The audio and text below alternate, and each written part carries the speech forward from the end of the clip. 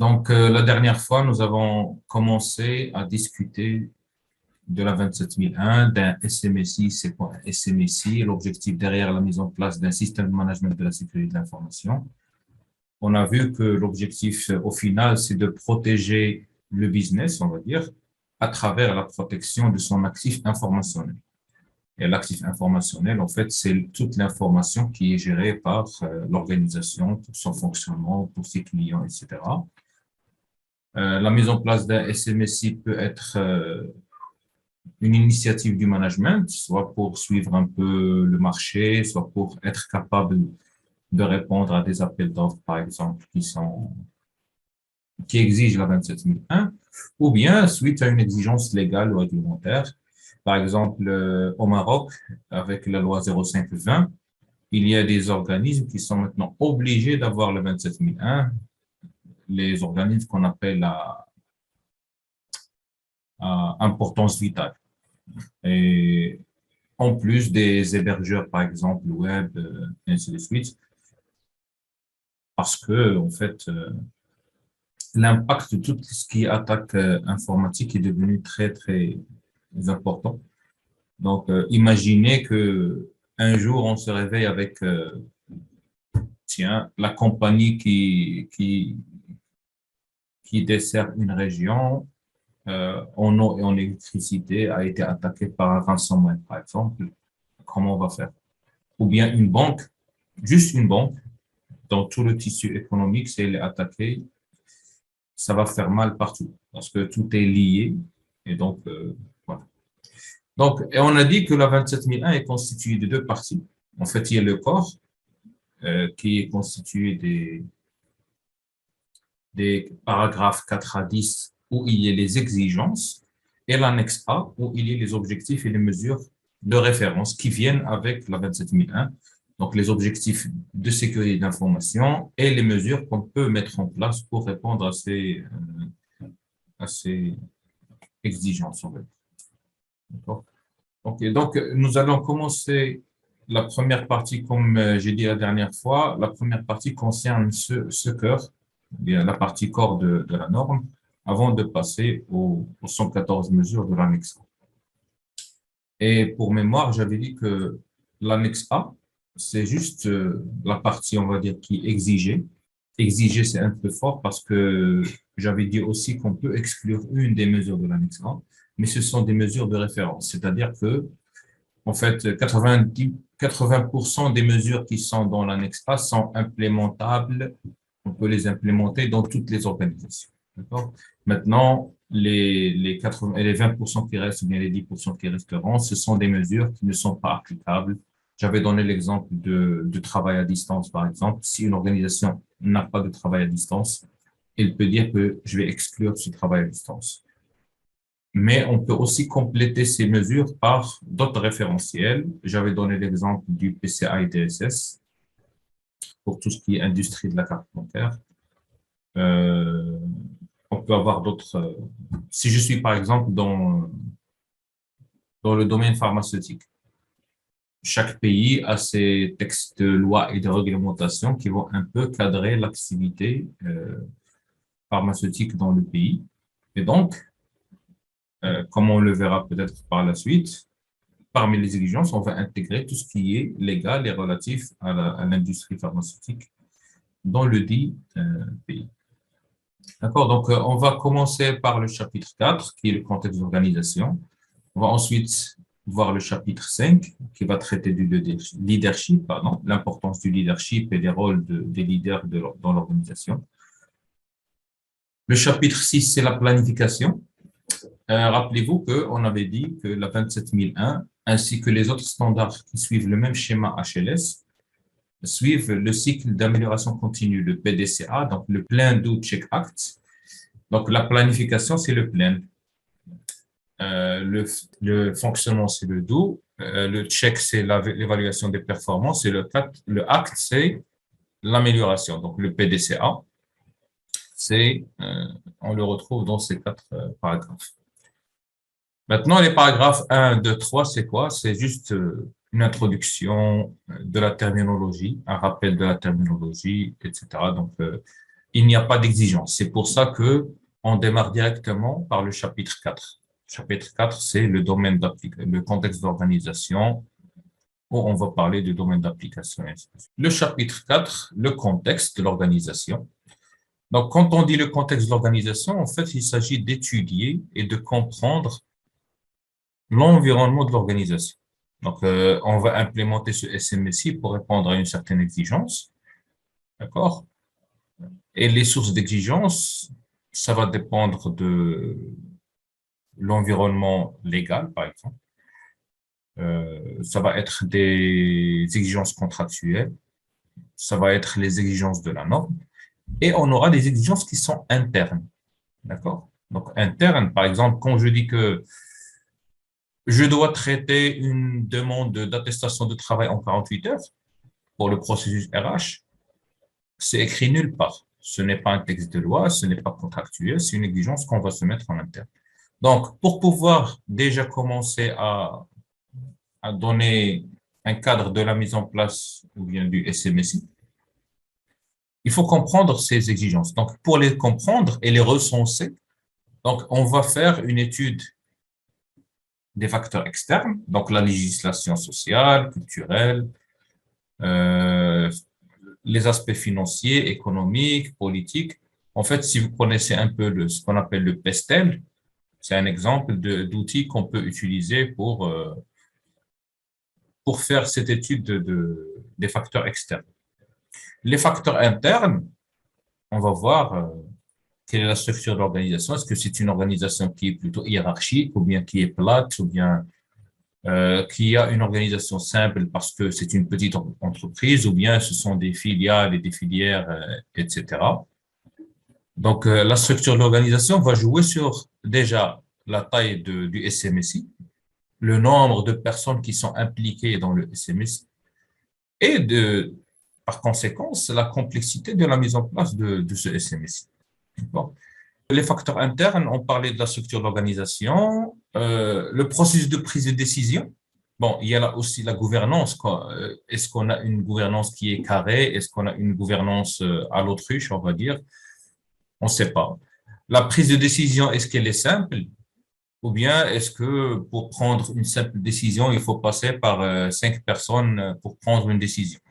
Bien sûr, quand on dit prise de décision, on va lier ça à un rôle et une responsabilité de prise de décision. Si c'est une décision qui est de haut niveau, on va dire que, bien sûr, c'est la direction qui doit prendre la décision. Les objectifs derrière la mise en place du SMSI, est-ce que c'est un objectif purement commercial ou bien c'est un objectif interne?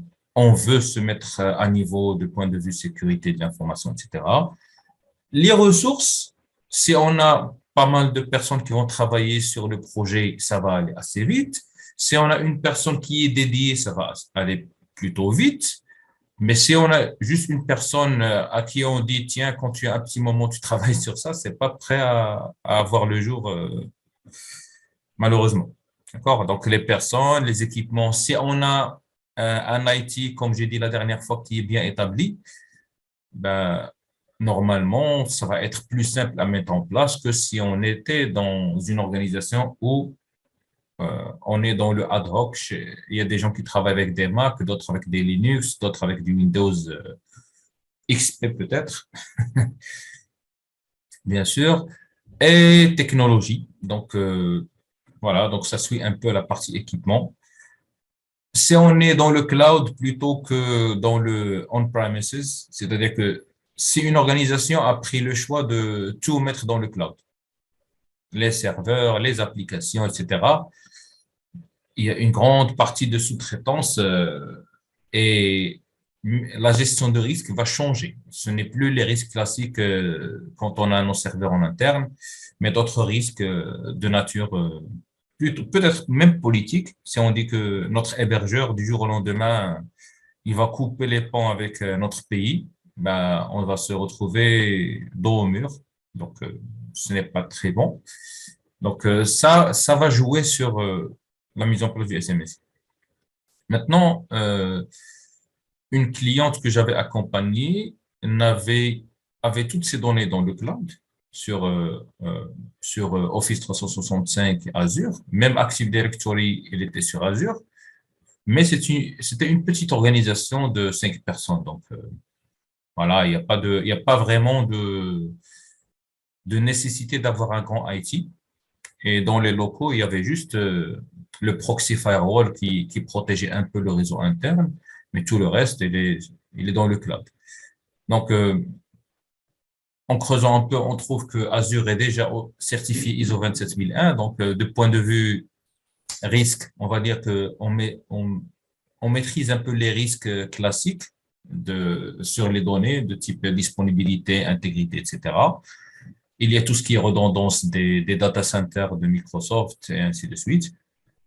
Je dis ça, c'est pour dire que une petite structure, elle peut se permettre ce genre surtout si on n'a que des documents qu'on peut facilement backuper sur un disque dur externe ou bien sur un espace de stockage autre que chez l'hébergeur,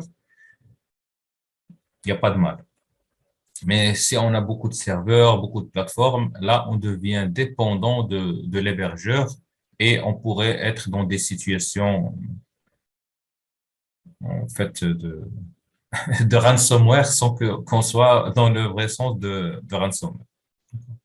La culture de l'entreprise, il y a des entreprises où il y a la culture du franc-parler, du partage de l'information, de la discussion. Il y a d'autres entreprises où la décision descend d'en haut vers le bas, il n'y a pas de discussion. Donc, où les gens, s'ils font une bêtise, on va leur taper sur les doigts, alors que dans d'autres entreprises, l'erreur, elle est autorisée du moment où on va apprendre notre erreur et avancer. Donc là, ça va beaucoup jouer sur la mise en place du SMSI parce que quand on dit qu'on va mettre en place un SMSI, systématiquement, on a les indicateurs de performance, on a les KPI, etc. Donc, on risque d'avoir beaucoup de choses qui sortent. Et bien sûr, là, il y a des personnes qui pourraient ne pas avoir intérêt à ce qu'on voit ces indicateurs. Les normes.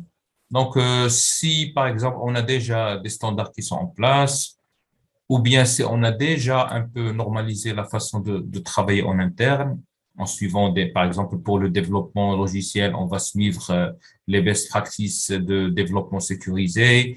Pour la gestion de services, on va mettre du ITIL, etc., etc. Donc, si on a ce genre d'environnement, la mise en place encore devient un peu plus simple.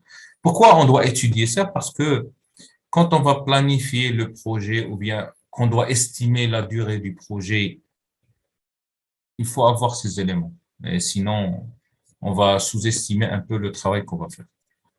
Et bien sûr, les contrats. Comme j'ai dit tout à l'heure, parmi les sources d'exigence, ce sont les contrats. Si j'ai des contrats avec des pénalités qui sont très lourdes, là, j'ai intérêt à bien verrouiller mon opérationnel pour ne pas tomber dans des situations, par exemple, de non-respect de SLA. Si dans mon contrat, j'ai un SLA on va dire, de 3 heures pour traiter un incident qui impacte, par exemple, 50% des clients ou bien de mes utilisateurs. Si je dépasse ces 3 heures à chaque fois, je vais être mauvais en termes de financiers parce que après, quand on dépasse les SLA, il peut y avoir des pénalités financières sur le contrat. Et donc, implémenter quelque chose comme la 27001, ça pourrait aider à améliorer ce fonctionnement.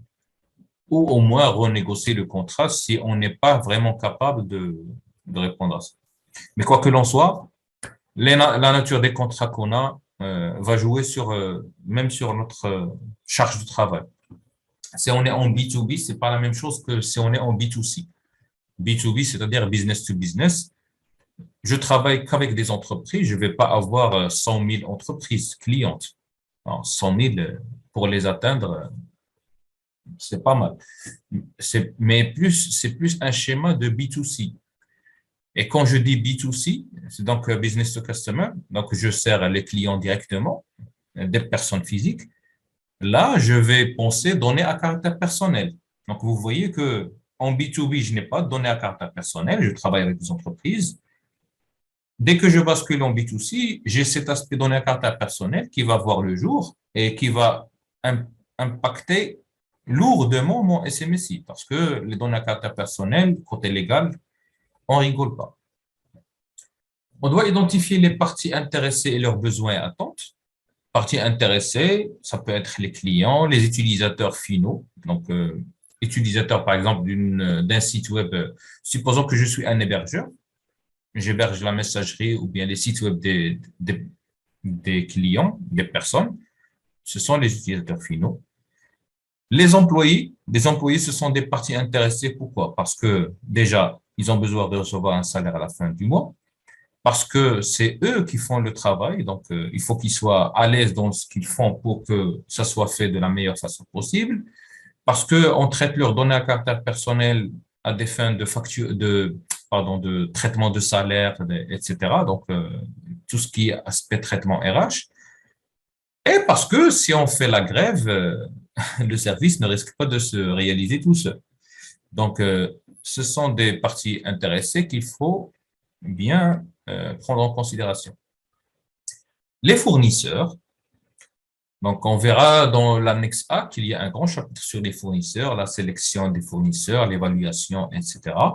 Pourquoi? Parce que le fournisseur, s'il m'offre un service sur lequel je me base pour fournir mon service, il faut que son niveau de service corresponde à ce que j'offre moi à mes clients. Je ne peux pas dire à mes clients disponibilité 99,999% du temps de ma plateforme, alors que l'hébergeur ou bien le fournisseur d'accès Internet me dit tu as que 99%. Juste le 0,999, ça change beaucoup de choses en termes de SLA. Donc, les fournisseurs à étudier. Les autorités, l'autre fois, j'ai dit, il y a l'aspect, par exemple, fiscalité, etc. Mais il y a aussi tout ce qui est code de travail, par exemple. Ben, il faut respecter le code de travail. Il y a l'inspection de travail qui va venir, selon le nombre de personnes, on va dire, est-ce que vous avez un représentant du personnel ou bien est-ce que vous avez euh, les autres structures. Bon, je ne suis pas vraiment expert en ressources humaines, mais selon le nombre d'employés, on a des comités de personnel plutôt que juste un représentant de personnel, etc. Les partenaires d'affaires. Donc, les partenaires d'affaires, c'est des fournisseurs peut-être, mais qui ont un aspect plus, on va dire, métier plus que juste le simple fournisseur qui nous fournit, par exemple, du papier ou bien des fournitures de bureautique. Donc, le partenaire, c'est quelqu'un sur lequel on va se baser effectivement pour réaliser nos services. Donc, les partenaires, il faut que ça soit, supposons que je vais sous-traiter une activité, la réalisation d'un processus qui est nécessaire pour la fourniture de mon service.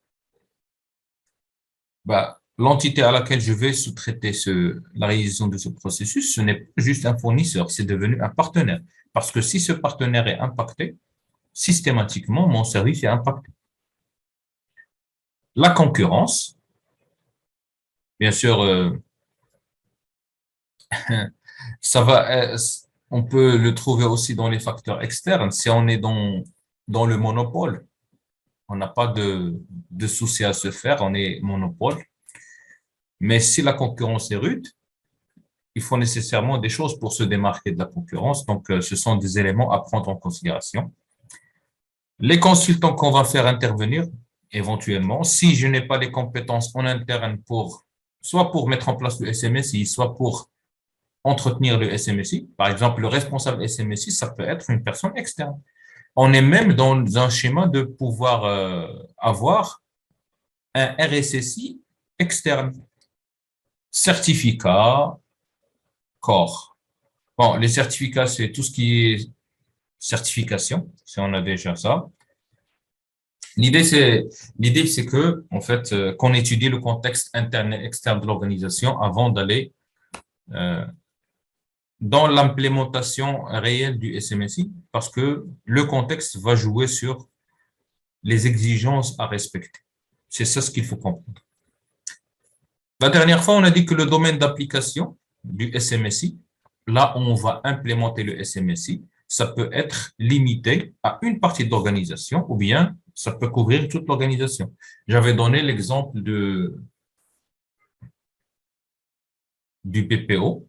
La dernière fois, j'avais donné l'exemple du BPO. Si j'ai une entreprise où il y a, par exemple, le helpdesk, le BPO et le développement logiciel, je peux dire, je vais certifier juste l'activité BPO. Et dans ce cas, le domaine d'application, ça va être l'activité BPO. Il y a une question dans le chat. Est-ce qu'il n'y a pas un risque de sous-traiter la fonction RSSI? Je vais dire, il y a toujours un risque. Le risque zéro n'existe pas. Le risque majeur, c'est que le RSSI partage des informations avec d'autres entités. Mais bon, on va mettre ça, les termes de non-divulgation dans le contrat, etc. Et autant avoir un RSSI qui est sous-traité que de ne pas avoir de RSSI. Parce que une petite entreprise, peut-être elle n'a pas le budget pour payer un salaire à plein temps pour un RSSI, d'autant plus que si c'est une petite entreprise, il n'aura rien à faire la majorité du temps. Donc, c'est plus intéressant d'avoir une entreprise. Par exemple, on va consulter Bendris à Pro IT Consulting, on va lui dire, est-ce que vous pouvez vous engager une journée par semaine ou bien 2 jours par mois juste pour suivre l'aspect sécurité de l'information chez nous, sachant qu'il y aura des personnes en interne qui vont réaliser les plans d'action qu'on va établir. Pourquoi pas? Maintenant, c'est une question de crédibilité. Même le RSSI, il va pas se mettre dans la boue parce que c'est le capital confiance et le capital réputation, euh, ça n'a pas de prix. D'accord? Donc, on revient au contexte d'organisation, domaine d'application. Donc, on disait que on peut implémenter le SMSI juste dans une partie limitée de l'organisation. D'accord? Donc, ce qu'il faut prendre en considération lors de la définition du domaine d'application, bien sûr, les facteurs internes et externes. Le plus j'ai de pression sur une activité, le plus il est intéressant de l'avoir dans le SMSI. Quand je dis pression, je parle business, bien sûr. Là où j'ai un risque business qui est très important, il vaut mieux intégrer cette partie dans le SMSI. Besoin et attente des parties intéressées. D'accord? Donc, on a déjà expliqué ça. Interface et dépendance entre les activités de l'organisation et les activités des autres. Maintenant, on commence à avoir des systèmes d'information qui sont liés avec plusieurs entités. Je peux avoir, par exemple, un web service que j'expose moi-même ou bien que je consomme à travers depuis un autre partenaire. Ça peut être une porte d'entrée d'une attaque informatique. Ou bien si j'offre un service, par exemple, de messagerie, donc là, c'est une interface avec d'autres entreprises, par exemple, j'ai intérêt à ce que cette messagerie fonctionne correctement. Donc, ces interfaces, en fait, quand on dit interface, c'est un point de connexion entre deux processus. On ne parle pas nécessairement interface informatique, mais interface de deux processus. J'ai un processus qui offre un service ou bien qui est interconnecté avec le processus d'une autre entité. D'accord? Donc, fournisseur, sous-traitant, partenaire, et ainsi de suite. Rappelez-vous ce que j'ai dit la première fois. La 27001 égale à gestion de risque. Là où j'ai plus de risques, j'ai intérêt à mettre en place un SMSI. Toutefois, comme il y a toujours la vision business, je peux avoir une gestion de risque qui est plus large que le SMSI lui-même. C'est-à-dire, je vais dire, le SMSI, c'est l'activité BPO, OK? Mais la gestion de risque, je vais la faire sur toute l'organisation. Ce qui est intéressant parce que quand je dis je vais certifier une activité, derrière, il y a les coûts de certification, il y a d'autres charges qui vont s'ajouter. Donc, autant être intelligent dans la définition du domaine d'application. Le leadership, c'est en fait le fait d'être porteur du SMS, d'appuyer le SMS. Vous avez peut-être déjà vu ça dans vos organisations, ou bien vous allez voir ça si vous êtes toujours étudiant. Quand on est dans une organisation, ce n'est pas toujours merci de faire ça et on le fait, ben, on va vous dire, je n'ai pas que ça à faire. Donc, si la direction ou bien le top management ne supporte pas le SMSI, ça ne risque pas de marcher. Ça, c'est juste un support moral, on va dire. Il y a aussi le support financier. Si l'organisation, la direction n'alloue pas suffisamment de budget à, à la mise en place du SMSI ou bien au fonctionnement du SMSI, ça ne va pas bien tourner. D'accord? Par exemple, on a besoin d'acheter les licences pour Windows. Parmi les choses que les auditeurs vont vérifier, par exemple, dans un SMSI, est-ce qu'on respecte tout ce qui est propriété intellectuelle? Qui dit propriété intellectuelle, dit les licences des logiciels, d'Office, d'antivirus, Windows. Et donc, si j'ai une entreprise où toutes mes installations de Windows sont hackées, sont craquées, tout ce qu'on veut, ben, c'est de l'argent. Si j'ai 100 ordinateurs, ben, 100 ordinateurs fois peut-être 1000 dirhams ou 1200 dirhams, ça fait de l'argent. Ajouter ça à plusieurs choses, ça en fait beaucoup de charges. Ce qui fait, il faut avoir un certain support financier. D'accord? Donc, comment on démontre ce leadership? Donc, assurer que la politique SMSC et les objectifs sont établis. C'est-à-dire que parmi les premières choses que l'auditeur va vérifier, ou bien les premières choses qui donnent un cadre pour un SMSI, ou bien toute activité, c'est les politiques. Donc, la politique sécurité d'information, c'est la responsabilité du top management de l'établir. Ce n'est pas le responsable SMSI ou bien celui qui implémente le SMSI qui a la responsabilité de mettre en œuvre ou bien d'établir la politique de sécurité d'information. Non, c'est le top management. Donc, il faut que le top management valide cette politique de sécurité de l'information. J'ai bien dit valider parce que bon, on sait très bien que le top management n'est pas nécessairement un connaisseur en sécurité de l'information. Bien que maintenant, tout le monde doit être un peu connaisseur à un certain niveau. Donc, le top management, il doit valider la politique de sécurité de l'information qui trace les grandes lignes de la politique à respecter dans l'organisation et donc la politique du SMSI, le fonctionnement du SMSI, et les objectifs. Quand on dit les objectifs, c'est les objectifs derrière la mise en place du SMSI. Est-ce qu'on veut un meilleur respect de tout ce qui est légal? Supposez qu'une organisation a eu à 3 reprises, par exemple, des pénalités parce que des informations à caractère personnel ont été enfouies. Donc, ils ont eu à payer des amendes. Donc, on peut avoir comme objectif derrière la mise en place du SMSI le respect des aspects légaux et réglementaires à 100%. Ça peut être un objectif. L'objectif, ça peut être aussi augmenter la satisfaction de nos clients. Ça peut être aussi un objectif. Je peux avoir une meilleure euh, organisation ou gestion de mes données, de mes plateformes, une meilleure disponibilité de mes services, etc., etc. Donc, ces objectifs, ils doivent être là. Parce qu'au final, quand je dis que j'ai un objectif, je vais mettre en place des plans d'action pour atteindre ces objectifs. Et donc, je vais avoir des indicateurs de performance pour voir est-ce que j'atteins ces objectifs ou pas, etc. Je ne suis pas obligé de mettre les indicateurs de performance dans la politique sécurité de l'information. D'ailleurs, dans la formation de mise en œuvre de SMSI, on dit qu'il y a plusieurs niveaux de documentation. Le haut niveau, la politique sécurité de l'information haut niveau, on va trouver que de la littérature, bon, je vais dire ça entre guillemets, que du blabla, que du texte. Il n'y a pas de technicité, il n'y a pas de chiffres, il n'y a rien, mais il y a un cadre. D'accord? Après, on va passer aux politiques qui sont spécifiques, qu'on peut appeler aussi standard ou ce que vous voulez. Par exemple, quand je dis que le mot de passe doit avoir minimum 10 caractères, complexité, c'est du spécifique. On est descendu d'un cran. Ensuite, on va descendre procédure, c'est comment faire, c'est la façon de faire, c'est de l'opérationnel.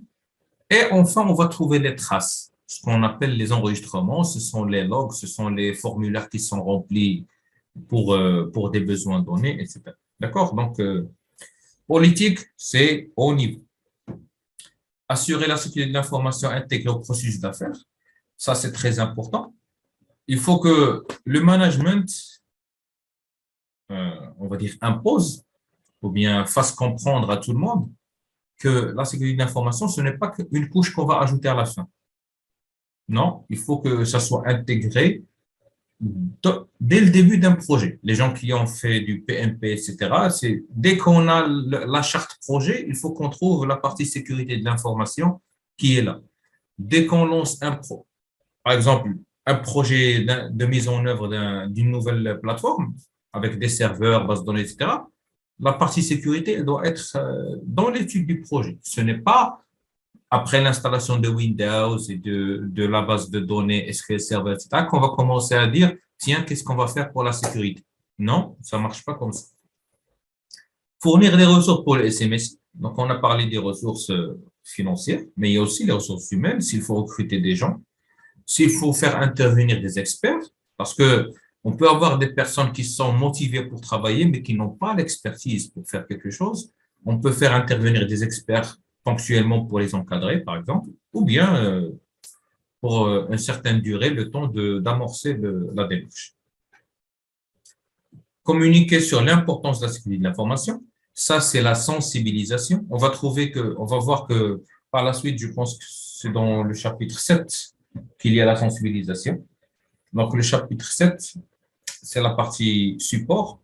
Là, il y a une clause claire sur la sensibilisation. Donc, il faut qu'il y ait une communication de la part du management, des responsables, etc., vers leurs collaborateurs pour les sensibiliser aux enjeux de la sécurité de l'information.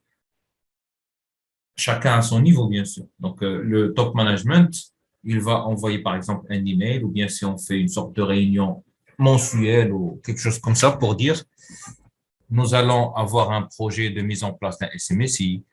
Nous avons l'objectif d'améliorer notre dispositif de sécurité de l'information, etc. L'idée, c'est que les gens doivent comprendre que le projet, ce n'est pas juste le monsieur qui est là à nous casser les pieds pour écrire des procédures et donner des indicateurs, qui sort ça de sa tête, mais que ça vient du management. Et on connaît et on sait tous que quand c'est appuyé par le management, ben, et autre chose, c'est que le management doit être aussi montrer l'exemple. Si on dit qu'il ne faut pas laisser la porte ouverte quand on entre, ben, il ne faut pas laisser la porte ouverte quand on entre, même si on est le DG. D'accord? Si on doit porter le badge, parce que la sécurité de l'information, c'est aussi la partie sécurité physique, et donc il faut distinguer les gens qui travaillent dans l'organisation, des visiteurs, etc. Et en général, on demande aux gens de porter leur badge. Ben, juste ça, porter le badge, ça pose des problèmes. Quand on est dans la démarche de mise en œuvre, faire passer cette pilule, c'est un peu compliqué. Personnellement, je ne comprends pas pourquoi, mais voilà, donc c'est parmi les choses qu'on va trouver dans la réalité. Surveiller le système de gestion, bien de management. Donc, surveiller, c'est-à-dire euh, suivre les indicateurs de performance. Toujours avoir des reportings hebdomadaires, mensuels, trimestriels. Bien sûr, quand je dis reporting, ça dépend du reporting. Encore une fois, c'est quelque chose qu'on voit dans la formation d'implémentation. Mais l'idée, c'est qu'il y ait des indicateurs qui sont pertinents à une fréquence qui est très grande. C'est-à-dire qu'on va le voir tous les jours ou bien toutes les semaines. Le nombre de changements, le nombre d'incidents, par exemple, et ainsi de suite. Mais il y a des indicateurs qu'on va voir d'une manière trimestrielle ou bien semestrielle. On ne va pas s'amuser à voir est-ce qu'on a atteint l'objectif de machin chaque semaine, alors que ça ne sert à rien. D'accord? Donc, surveiller le système de management à travers les indicateurs, bien sûr, les tableaux de bord et ainsi de suite. Et je vous rappelle que la 27004, c'est le guide pour tout ce qui est indicateur ou bien pour la partie surveillance. Fournir un exemple en favorisant l'amélioration continue. Donc, fournir un exemple, ou plutôt être exemple. Et en favorisant l'amélioration continue, comme j'ai dit la dernière fois, il ne s'agit pas d'être dans un système parfait dès le premier jour. Non, il faut commencer quelque part. D'ailleurs, même ITIL 4 a introduit cette notion de start somewhere, ou la start where you are. il faut commencer quelque part. Si on va dire, il faut que je sois top, on va être dans le, comme on dit, le meilleur est l'ennemi du bien. Et il faut mieux avoir un petit noyau et commencer à améliorer en continu que d'attendre d'être au maximum. Aider les autres à faire preuve de leadership. Là, c'est la partie encadrement du middle management. Donc, on a toujours la classe C, mais on peut avoir un middle management. Donc, il faut aider ce middle management ses tâches relatives à la sécurité de l'information, bien sûr, les encadrer, les supporter. Quelquefois, les organisations, on peut trouver des dysfonctionnements dans la hiérarchie. Par exemple, le RSSI, il ne doit pas être sous le DSI. Parce que si le RSSI, son chef, c'est le DSI, c'est mort. Il ne peut pas imposer à son chef de faire quelque chose. Donc là, il faut avoir une organisation où le RSSI, il est attaché au CIO. Comme ça, c'est comme pour l'entité audit. L'entité audit est en général attachée au CIO. Il n'est pas attaché à quelqu'un d'autre. Comme ça, il a plein pouvoir pour demander aux autres de faire des choses ou bien de donner de l'information. D'accord? Pour la partie leadership, on a parlé de la politique aussi. En fait, leadership et engagement, ça, c'est le comment, on va dire, c'est le 5.1. Leadership, la politique sécurité de l'information, c'est le paragraphe 5.2. Donc, politique sécurité de l'information, il doit être adapté au but. Ça, c'est très intéressant parce que dans plusieurs situations, on va trouver que celui qui a mis en place le SMSI, qu'est-ce qu'il a fait? Il est allé sur Google, il a tapé politique sécurité, il a fait copier-coller, il a dit, tiens, j'ai une politique. Ça marche pas comme ça, malheureusement. Bien sûr, on peut s'inspirer de politiques qui se trouvent sur Internet. D'ailleurs, on trouve même des packs documentaires qui sont prêts à être personnalisés si on veut juste avoir un SMSI. D'accord? Mais si on veut avoir un vrai SMSI qui va nous servir réellement pour s'améliorer, il faut que ça éclate de l'intérieur. Ça ne soit pas juste un décor qu'on ramène de l'extérieur. Donc, il faut que la politique soit adaptée au but, qu'on prend des objectifs ou propose un cadre pour les fixer. Comme on a dit tout à l'heure, il faut avoir les objectifs derrière la mise en place du SMSI. Les objectifs au niveau, on peut les trouver directement dans la politique au niveau, mais on peut aussi trouver juste des guidelines pour établir les objectifs spécifiques par la suite. Comprend un engagement à satisfaire aux exigences de sécurité applicables et d'amélioration continue. Donc là, c'est très important. C'est une source de non-conformité très récurrente, qu'on trouve souvent. C'est qu'on trouve une politique de sécurité de l'information, mais à l'intérieur, on ne trouve pas la mention de s'engager pour l'amélioration continue. Et ça, c'est une non-conformité. Juste la formulation va donner lieu à une non-conformité parce que dans le texte de la norme, si on cherche, on va trouver que il faut qu'il y ait mention de l'amélioration continue dans la politique. Et donc puisqu'on ne respecte pas cette exigence, c'est une non-conformité. D'accord? La politique de sécurité de l'information doit être documentée et communiquée. Encore une fois, là, on trouve toujours que la politique il est documentée. On trouve qu'il y ait un fichier Word ou bien qui est accroché au mur ou peu importe. Donc, il est documenté. Bon, accroché au mur, ça va. Mais on ne trouve pas qu'il est communiqué. C'est-à-dire que les gens ne sont même pas peut-être au courant que ça existe. Et là, quand j'ai dû accrocher au mur, ça, c'est une façon de communiquer en fait la politique. Par exemple, aux visiteurs. Quand il y a un visiteur qui entre, il va voir, tiens, ils ont une politique de sécurité de l'information. Et parlons de ça, je ne suis pas obligé d'avoir un seul texte de politique. Parce que si j'ai la politique de sécurité de l'information qui fait 3 pages, je ne vais pas afficher 3 pages sur le mur. Je vais avoir une version qui est en fait qu'on peut mettre sur le site web, qu'on peut mettre en affichage en interne, etc. Donc ça, c'est une façon de présenter ou bien de communiquer la politique de sécurité de l'information. Elle peut être communiquée sur un partage, sur une GED, une plateforme de gestion électronique de documents, etc.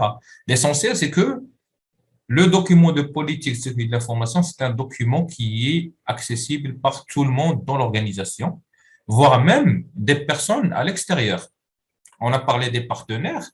Donc, si j'ai un partenaire avec lequel je travaille, je peux lui dire, tiens, voici ma politique de sécurité de l'information. Est-ce que tu penses que, ou bien est-ce que vous pensez que vous pouvez suivre ça? Donc, vous conformez à ça. Bien sûr, quand je dis est-ce que vous pouvez, ça peut être forcé dans le contrat. Mais si on est dans une démarche, on va dire qu'il n'y a pas vraiment cette corrélation forte de ce que nous sert le, le partenaire et notre sécurité de l'information. C'est une façon de partager avec lui notre démarche. La politique de sécurité de l'information doit être validée par le top management avant qu'elle soit partagée avec tout le monde. D'ailleurs, si elle n'est pas validée par le top management, elle n'aura aucun poids. Malheureusement, c'est ça. Bon, malheureusement, c'est tant mieux, c'est pas malheureusement. Malheureusement, s'il n'y a pas de la validation du top management, c'est qu'on risque d'avoir des 3 ou 5 politiques de sécurité qui se baladent dans les échanges de documents entre les personnes. Donc, il faut avoir une seule qui est validée, qui va suivre son cycle de vie. Rappelez-vous, j'ai parlé de la création, mise à jour, archivage, etc. Donc, on a une seule politique qui est validée et qui va être mise à jour éventuellement chaque 3 ans. En général, la politique haut niveau, on va la mettre à jour peut-être chaque 3 ans. On peut la revoir et on doit la revoir chaque année. En fait, la revue documentaire, c'est minimum une fois par an. Mais pour la changer, c'est en général chaque 3 ans. Pourquoi 3 ans? Parce qu'un cycle de certification, en général, dure 3 ans. Et il faut laisser le temps au temps, comme on dit, pour atteindre les objectifs derrière. S'il y a des objectifs, pour les atteindre, il faut attendre 2 ans ou 3 ans. Bah, si on change la première année, on change la politique, ça rime à rien. Sauf bien sûr s'il y a eu un changement de contexte qui va nous pousser nécessairement à changer la politique. Par exemple, un nouveau texte de loi qui sort, bah, peut-être qu'on est obligé de changer la politique. Parmi les responsabilités du leadership, c'est aussi de définir les rôles et responsabilités des personnes, on va dire, à un certain niveau, bien sûr. C'est le haut niveau, donc le CIO, il va attribuer les rôles et responsabilités à la classe C, on va dire. Et ensuite, la classe C va définir les rôles et responsabilités pour les personnes qui sont sous leur responsabilité. Où est-ce qu'on va trouver ça? En général, on trouve ça dans les fiches de poste, on trouve ça dans les fiches de mission, par exemple, si on a juste une lettre de mission, etc. On va trouver des rôles et responsabilités. Maintenant, les rôles et responsabilités spécifiques à la sécurité de l'information, on va les trouver peut-être dans le document de définition du périmètre de l'organisation ou bien dans un document spécifique aux rôles et responsabilités. C'est pour donner les rôles et responsabilités, notamment du responsable SMSI, du responsable sécurité de l'information et des autres entités éventuelles. D'accord? Donc, la haute direction doit s'assurer que les responsabilités et les pouvoirs relatifs à la sécurité de l'information sont attribués et communiqués aux personnes. Vous voyez que c'est juste s'assurer qu'ils sont établis. Ce n'est pas à elle de les établir nécessairement. Je parle de la haute direction. Donc, nommer une personne responsable du SMSI ou bien une structure, on peut sous-traiter aussi la partie gestion du SMSI à une personne externe. Il y a vraiment aucune contrainte sur comment on fait les choses de point de vue standard du moment où on le fait. Et là, j'ouvre une parenthèse. Un standard ne vous dit jamais comment faire quelque chose. On vous dit qu'est-ce qu'il faut avoir. On vous dit qu'il faut avoir la sauvegarde. On vous dit pas qu'il faut avoir 5 sauvegardes full par jour ou bien en utilisant un robot ou bien. Non. On a un objectif, on doit avoir quelque chose. Comment vous le faites, chaque organisation se débrouille pour la faire de la meilleure façon, tenant compte de ses contraintes. C'est tout. Bien sûr, tenant compte de la gestion de risque aussi. Donc, nommer une personne responsable du SMSI pour s'assurer que le SMSI est conforme aux exigences de la norme 27001, C'est pour ça que j'ai dit tout à l'heure, le responsable SMSI, il est là pour suivre est-ce que le SMSI répond aux exigences de la norme, etc. Le RSSI peut être responsable du SMSI, puisqu'il est responsable des aspects sécurité. Maintenant, si on a une organisation où la charge de la partie sécurité est lourde, peut-être qu'il ne pourra pas concilier les deux, mais il n'y a pas de conflit d'intérêts. Ce qui pourrait poser problème, c'est le DSI étant responsable SMS. Le DSI, le responsable ou bien le directeur du système d'information, c'est lui qui est responsable de toute la partie serveur, équipement, réseau, etc. D'accord? Il a les équipes qui les administrent sous sa responsabilité. Donc, si c'est lui qui est responsable du SMSI, il peut masquer tous les problèmes. Le management peut ne pas être au courant de ce qui se passe. Et c'est ce qui pose un conflit d'intérêts. D'où le fait de bien choisir comment on organise l'entreprise. Il ne faut pas que le responsable du SMSI ou le RSSI soit sous l'autorité du DSI. Et si c'est le cas, il faut faire attention. Rendre compte au top management du performance du SMSI. Donc, rendre compte, c'est-à-dire les KPI, c'est lui qui est le owner des KPI du SMSI. Bonjour, monsieur le responsable SMSI, pourquoi cet indicateur n'a pas atteint son objectif? Pourquoi il est au rouge? Pourquoi vous n'avez pas fait ça? Pourquoi, par exemple, le plan de traitement de risque, il est en retard, il traîne? Il doit rendre compte. Si vous connaissez le modèle RACI pour la définition des rôles et responsabilités, bien la matrice RACI, on peut appeler ça matrice RACI. Donc, responsible, accountable, consulted et informed. Le accountable, c'est lui qui rend compte. Account comme compte. Donc, le accountable, c'est le responsable SMSI. Responsible, c'est celui qui implémente. Malheureusement, en anglais, ça donne une petite confusion avec le français. Mais si on traduit ça, c'est l'implémenteur. C'est celui qui implémente, c'est le responsible. On a toujours, pour une action, un seul accountable. Donc, pour quelque chose, on ne peut pas avoir deux personnes qui sont accountable pour quelque chose. Parce qu'à chaque fois, si on a deux personnes, chacun va jeter la balle à l'autre. C'est lui qui n'a pas fait, c'est lui qui n'a pas fait, c'est lui qui n'a pas fait, et donc on va jamais s'en sortir. D'accord? Donc, le responsable SMSI doit rendre compte, il est accountable vis-à-vis de son management par rapport au SMSI. Donc, la planification, rappelez-vous que les systèmes de management qui suivent le schéma HLS, ils suivent la boucle PDCA, donc planification. Ne pas avoir la planification peut constituer une non-conformité parce que la norme te dit il faut planifier. Bien, nous dit qu'il faut planifier. D'accord? Donc, l'organisation est tenue d'élaborer et d'appliquer un processus d'évaluation de risque dans le cadre de sa planification. D'accord?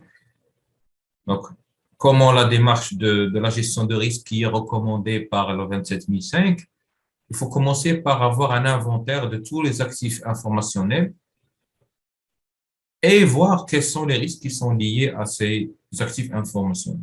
Donc, je vais avoir l'inventaire de mon matériel, les bases de données que j'ai, les applicatifs que j'ai, etc. Et pour chaque asset, ou bien chaque actif, je vais faire la gestion de risque. Pour rendre la démarche un peu systématique, on commence déjà par identifier les processus qui sont dans le périmètre. Vous vous rappelez que dans le chapitre 4, on a dit qu'on va déterminer le périmètre. Donc, on a déterminé les activités ou bien les processus qui sont dans mon SMSI. Qu'est-ce que je fais ensuite? Pour chaque processus, je dis qu'est-ce que j'utilise comme serveur, qu'est-ce que j'utilise comme équipement réseau, comme liaison Internet, comme base de données, comme ressources humaines. Donc, tous les actifs support, ce qu'on a appelé l'autre fois les actifs support. Et par rapport à chaque actif support, on va dire quels sont les risques qui sont relatifs ou bien qui sont liés à cet actif support. C'est un serveur, d'accord. C'est quoi le problème qu'on peut avoir sur ce serveur? Bon, les pannes matérielles, le disque qui a craché, tout ce qui est environnement, coupure d'électricité, etc. Donc, et on commence à étudier risque par risque. On dit, face à ce risque, qu'est-ce que j'ai actuellement, qu'est-ce que je dois avoir, etc. Mais j'arrête la phase planification s'arrête avant la mise en œuvre. D'accord? La mise en œuvre, c'est le chapitre 8, c'est l'opérationnel. Le chapitre 6, c'est juste la planification. On identifie les risques, on les évalue et on essaie de penser à un plan pour mitiger les risques. En fait, répondre aux risques. Évaluer l'impact si la confidentialité, l'intégrité et la disponibilité des informations sont compromises. Bien sûr, quand je dis évaluer le risque, j'ai donné l'exemple du serveur. Si le serveur crash, je vais impacter quels critères parmi les trois? Est-ce que je vais impacter l'intégrité, ou bien la confidentialité, ou bien la disponibilité des données, de mon service, ou bien de mes données, à votre avis? J'ai un serveur qui tombe en panne, c'est la disponibilité, c'est le D qui est concerné. Donc, la disponibilité.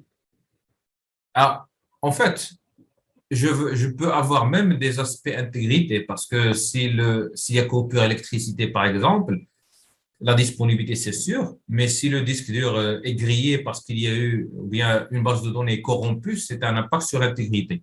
Et donc, je vais avoir un certain scoring par rapport à chaque critère. Je vais dire, tiens, la disponibilité, c'est 5 sur 5, l'intégrité, c'est 3 sur 5, la confidentialité, bon, c'est 1 sur 5, ou bien si je ne veux pas utiliser de zéro. Donc, c'est pour dire que c'est minimum, ou bien je peux avoir zéro s'il n'y a pas d'impact. Donc, je vais le faire pour chaque actif informationnel que j'ai. Calculer la probabilité qu'un événement se produise. Rappelez-vous que, bon, rappelez-vous, ou bien, il faut savoir que, comme on a vu dans la définition du risque, il y a une composante probabilité, ou bien probabiliste. Et en général, l'évaluation de risque, c'est, on va prendre la probabilité et on va la multiplier par l'impact. Par exemple, on va dire la probabilité d'avoir une coupure électrique avec l'onduleur que j'ai et le groupe électrogène que j'ai, c'est peut-être 1 sur 10. D'accord? Je prends une échelle de 1 à 10. 1, c'est le moins probable et 10, c'est sûr. 10 sur 10, c'est 1. D'accord? Et donc, l'impact, je peux avoir aussi une évaluation de l'impact. Ça peut être, par exemple, l'impact c'est 5 ou bien l'impact c'est 6 si ça se concrétise. Et donc, quand je fais le produit, j'ai l'estimation du niveau de risque. C'est ce qu'on appelle ici l'estimation du niveau de risque combinant l'impact et la probabilité. Et donc là, je vais avoir un certain scoring de tous mes risques. Je suis toujours dans la planification. J'ai rien fait. Je suis juste en train d'étudier. Ça fait partie de la planification. Quand j'ai ces niveaux de risque, rappelez-vous que dans la partie ben, risque, on a dit qu'il faut établir les seuils d'acceptation. Donc, quand j'ai eu ce scoring, je vais les confronter à ces seuils d'acceptation de risque. Les risques qui sont dans le seuil vert, je vais les accepter par défaut, c'est-à-dire je vais rien faire, je vais dire bon, le coût de répondre à ce risque est plus important que le coût que va générer ce risque s'il se concrétise. Donc, autant ne rien faire. Maintenant, si le risque il est dans un intervalle qui est jaune ou rouge, donc je vais dire qu'est-ce que je vais faire pour le ramener au vert. Donc là, je vais commencer à planifier une réponse à ce risque. Et pour que le risque soit suivi et géré, qu'est-ce que je dois faire? Je dois l'attacher à une personne qui va être responsable, accountable, encore une fois. Donc, ce qu'on appelle le propriétaire du risque. Le propriétaire du risque, c'est la personne qui va être responsable de l'état du traitement de ce risque. En général, le plus logique, c'est le responsable de l'actif auquel est lié le risque. Par exemple, si l'actif, c'est une base de données, ben, on va dire c'est le responsable des bases de données qui est honneur de ce risque. Même si l'équipe des DBA fait 10 personnes, le responsable, ça va être le chef de l'équipe, le team leader, le chef de service, on peut l'appeler comme on veut. C'est lui qui va être honneur du risque. Ce n'est pas nécessairement lui qui va implémenter des actions. Si on prend l'exemple de base de données, l'action pourrait être de configurer de la sauvegarde. Si j'ai une équipe de sauvegarde, ce n'est pas lui qui va faire la sauvegarde. Mais si l'équipe de sauvegarde ne fait pas son travail, c'est lui qui est responsable. Parce que c'est lui qui doit dire, attention, mon risque n'est pas traité. Il va aller gueuler et dire pourquoi vous ne faites rien pour mon risque. C'est pour ça qu'il faut affecter un propriétaire de risque. Définir ce qui est considéré comme un risque acceptable et ce qui ne l'est pas, c'est ce qu'on a appelé avoir les seuils d'acceptation de risque. Une question, comment on va définir ces seuils? Donnez-moi un exemple d'un risque qui ne peut pas être acceptable. Allez, pour faire simple. Un risque qui ne peut pas être acceptable, c'est par exemple un risque de conformité légale. Est-ce que je peux ne pas respecter la loi? C'est impossible. Donc, c'est un exemple de risque qui ne peut pas être accepté. Et si je veux le traduire en termes business, je vais dire quelle est la pénalité ou bien le coût si ce risque se manifeste. C'est-à-dire, par exemple, un jour, Microsoft frappe à la porte et nous dit inspection pour voir est-ce que vos Windows sont tous légitimes. Il trouve que j'ai 100 machines et sur les 100 machines, aucune n'a de licence légitime. Bon, Microsoft, il va vous poursuivre légalement et vous allez vous retrouver au tribunal et ça va être un impact sur la réputation de l'organisation. Le DG peut se retrouver face à des peines assez importantes et donc il y a un coût. Et en général, qu'est-ce qu'on va faire? On va faire des seuils de pénalité ou bien de coûts pour rendre les choses plus concrètes. Si je dis que je suis une entreprise qui fait 5 millions de chiffres d'affaires chaque mois, un risque qui va me coûter 10 000 dirhams, merci, je passe mon tour. Je l'accepte, je n'ai pas besoin de… Maintenant, si un risque, par exemple légal, si j'ai un risque, par exemple la RGPD, l'impact c'est 20 millions d'euros. Ah ben, je peux faire 5 millions de dirhams par mois, ça ne va pas passer inaperçu d'être pénalisé à hauteur de 20 millions d'euros. Donc, ça va être du non acceptable. Et donc, les seuils, ça dépend de l'organisation, bien sûr, mais c'est le top management, c'est la direction qui va dire, c'est le CIO, c'est le PDG, si vous voulez, qui va dire, voici les seuils. Si c'est au-dessous de 10 000 dirhams, il n'y a pas de problème, on peut accepter le risque. Si c'est entre 10 000 dirhams et 100 000 dirhams, on va essayer de faire quelque chose s'il n'y a pas quelque chose de plus important. C'est-à-dire que une certaine tolérance. Entre 100 000 dirhams et plus, c'est inacceptable. Il faut faire nécessairement quelque chose. Et donc, je fais mes traitements et ce que je vais faire, c'est associer ces niveaux de risque à des scores. Les scores qu'on a dit quand on va multiplier la probabilité et l'impact. Et donc, on dit, par exemple, un score qui est supérieur à 5, il correspond à ça, etc. Ça dépasse un peu le cadre de ça, mais si dans la réalité, on peut avoir plusieurs échelles selon, parce que quand j'ai dit, par exemple, tout ce qui est risque légal n'est pas acceptable, il n'y a pas d'échelle monétaire. Tout simplement, on ne va pas l'accepter. Mais je peux avoir, par exemple, pour une activité des seuils qui sont très sévères, on va dire, avec d'autres activités, des seuils qui sont plutôt larges. Mais en général, je vais essayer d'avoir des seuils d'acceptation de risque qui sont les plus logiques possibles pour ne pas être très rigide. Si je mets tout dans le rouge, je vais avoir des plans de traitement de risque qui sont gigantesques et des coûts qui sont énormes. Si je mets mon seuil très haut, c'est-à-dire qu'il y a des risques qui sont vraiment importants et que je vais accepter juste parce que je n'ai pas envie de me casser la tête avec la mise en place du PTR. Et ça, l'auditeur ne va pas l'accepter parce que l'auditeur, quand il vient, il va challenger le responsable SMSI, le risque honneur, le DG sur les risques qui sont, on va dire, absurdes en termes d'évaluation. Ça ne va pas passer sous silence. Donc là, c'est un exemple d'un tableau d'évaluation de risque. Bon, c'est un exemple, mais très, très, très simplifié.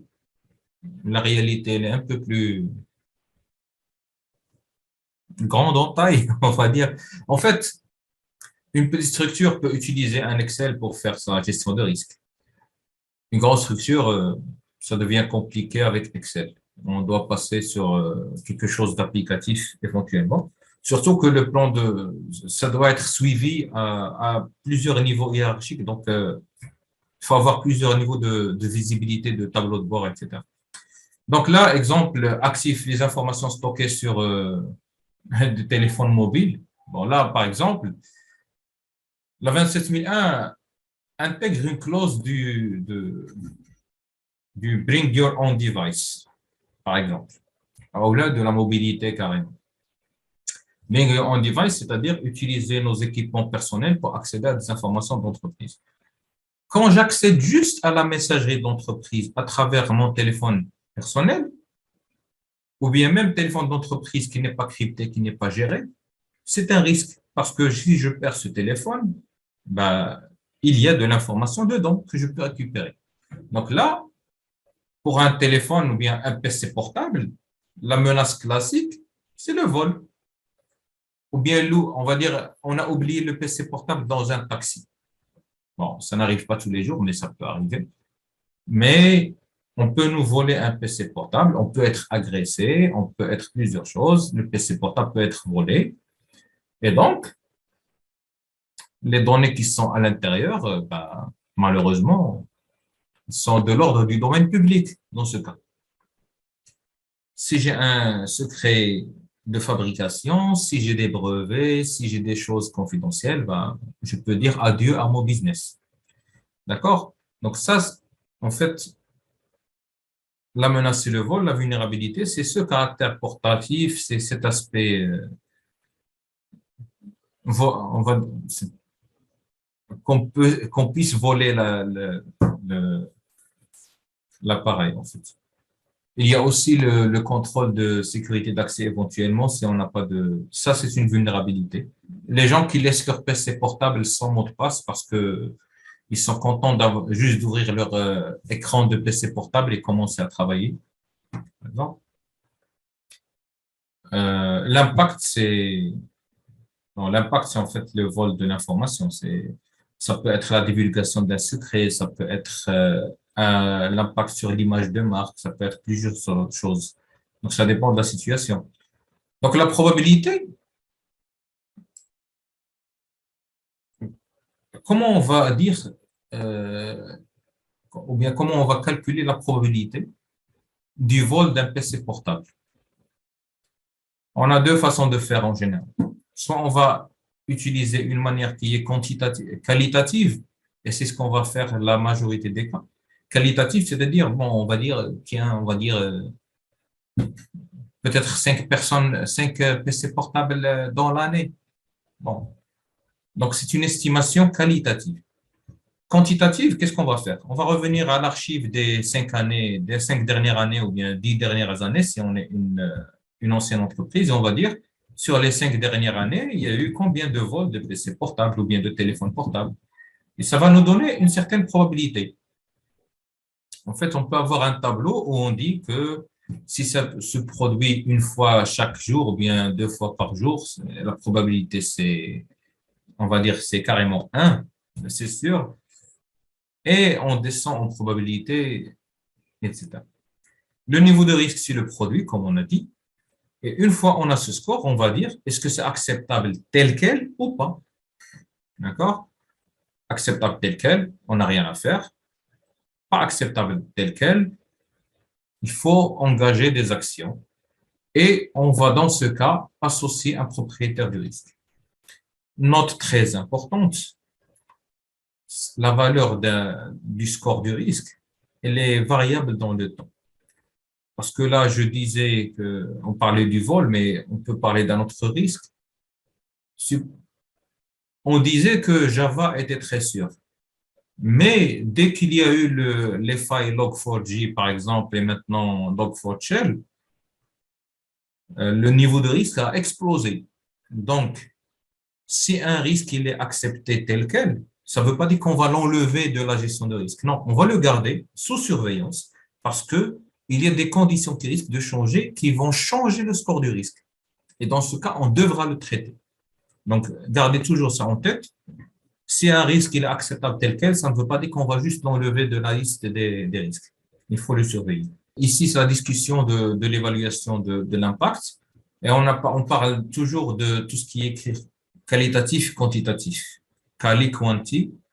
Et les semi-quantitatifs. Donc, l'estimation, comme on dit, les critères qualitatifs, donc c'est des adjectifs, en fait, qualificatifs. Élevé, faible, moyen, insignifiant. Chaque organisation peut appeler ça comme elle veut. Quantitatif, c'est des chiffres. On va se baser sur des chiffres.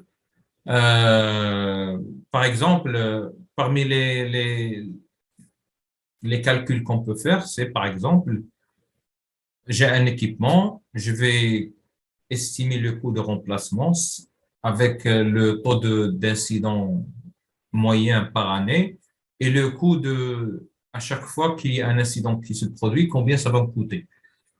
Tout ça combiné, ça va me donner une évaluation sur le coût du risque si le risque se manifeste dans l'année. C'est un exercice qu'on fait dans la formation de gestion de risque de la 27005, mais c'est parmi les méthodes qui sont très connues dans l'évaluation de risque de manière quantitative. Bien sûr, on peut revenir à nos archives de nombre d'incidents de sécurité, nombre de pannes, nombre de machins. Et là, on va être dans le semi-quantitatif plutôt que dans le quantitatif à 100%. Donc, établir des critères risque acceptable et risque non acceptable, donc les seuils. Les propriétaires des risques sont les personnes qui sont responsables de la gestion d'un certain risque. D'accord? Donc, en général, dans l'organisation, j'ai le responsable SMSI ou bien un responsable dédié pour la gestion de risque qui va faire le suivi de tous les risques. Mais il va demander des retours au risque owner. Donc, au propriétaire de risque, chaque mois, par exemple, il va envoyer un email à tous les responsables de risque pour leur dire merci de me mettre à jour par rapport à l'état d'avancement des actions relatives à vos risques respectifs. Salam alaikum. Et il va agréger ça dans un tableau de bord qu'il va présenter au management et ainsi de suite. Ça fait partie du reporting que peut avoir un responsable SMSI aussi. Donc maintenant, un risque, comme on a tout à l'heure discuté, on a dit qu'on peut accepter le risque tel qu'il est.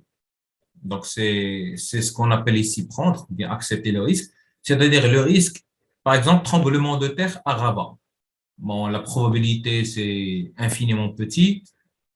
Maintenant, infiniment petit, l'impact, il peut être n'importe lequel. On n'a jamais vu de terre qui s'ouvre à Rabat, donc on va dire qu'on va accepter ce risque. Parce qu'on n'a pas besoin d'introduire des mesures juste pour quelque chose qui risque d'arriver une fois par 30 ans.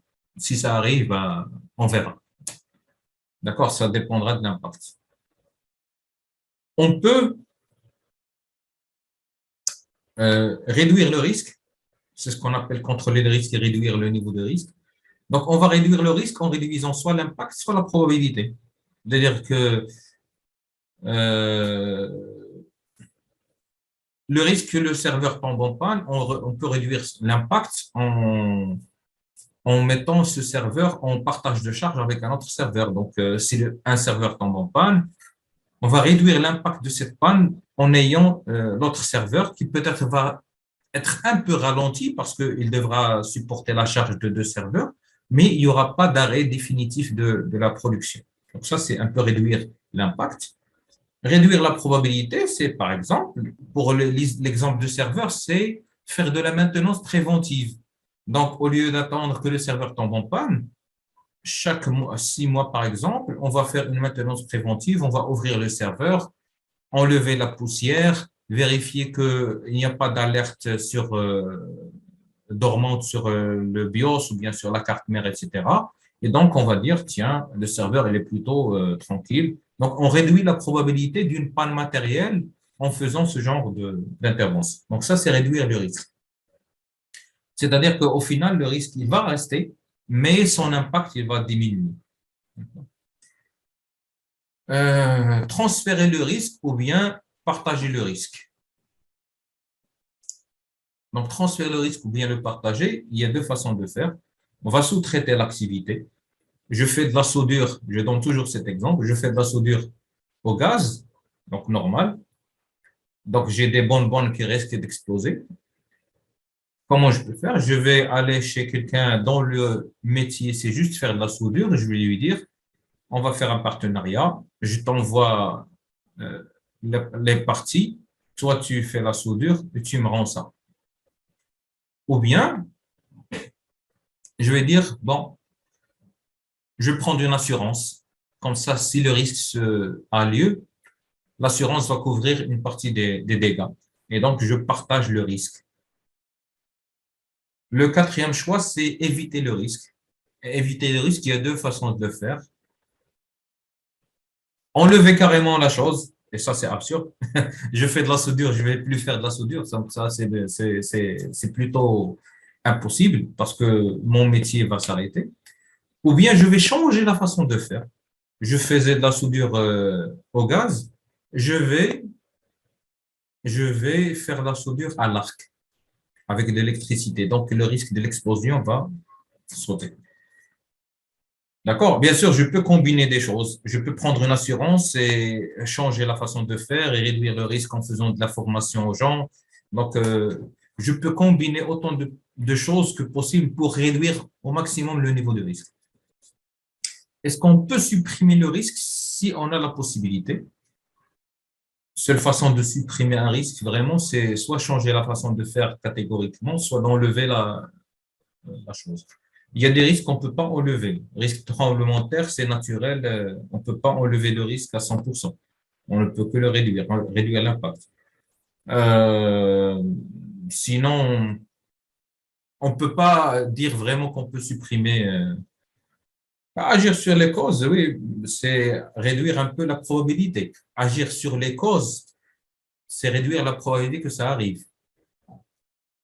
Agir sur les conséquences, c'est réduire son impact. D'accord? Donc, mais dire qu'on va l'enlever, ça c'est très, très, très compliqué.